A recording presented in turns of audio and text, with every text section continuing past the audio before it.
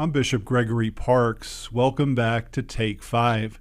Today we're blessed to have with us Katie Holland. Katie is a longtime parishioner at Christ the King Parish, and she currently serves as the Director of Pastoral Outreach and Ministry there. I'd like to learn all about that, but we have only 5 minutes today. So really what I would like to talk about is the season of Advent, how you celebrate that and how you celebrate it in your family. I know that you're married and that you and your husband have 5 children. What a blessing. Katie, as you know, the season of Advent comes from the word adventus, which is a Latin word which means coming. And during this season, it's a time of preparation. We prepare to celebrate the birth of Christ at Christmas, when he came in history, and we also prepare ourselves to welcome him back at the end of time when he will come in glory.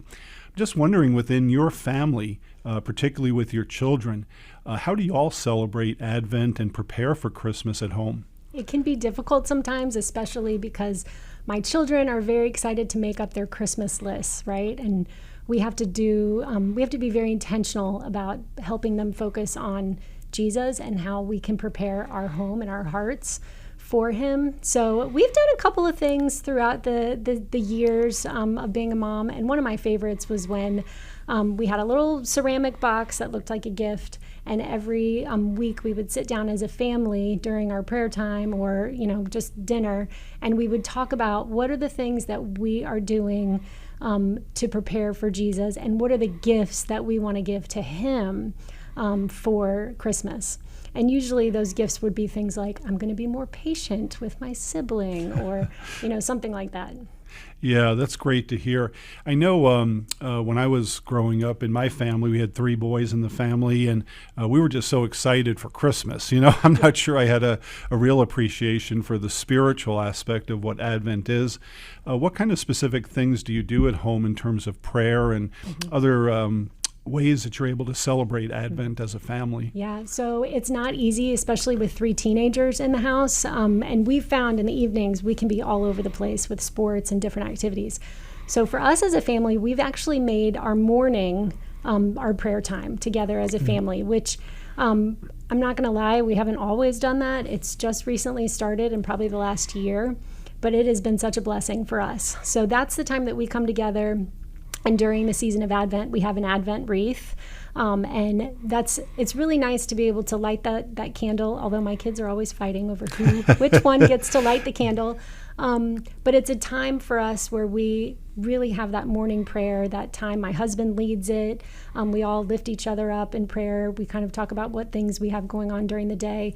And we can also read something, related to the season that we're in. That's beautiful. I can relate to the fighting over the lighting of the candles with my brothers. And although I think with 3 purple candles, right, and 1 pink one, which is lit during the 3rd week, each of the boys would get to light one of the purple ones, and we let Mom light the pink one because that was her special candle. That's awesome. One of the other things reflecting on Advent in my own family upbringing and life was we would have a creche or a nativity scene, which we would set up during Advent, but we would always have something missing until Christmas came. Do you know what I'm talking about? I know what you're talking about. Yes, we do the same thing. And we always make sure baby Jesus is not but he's not a part of the nativity scene until actual Christmas.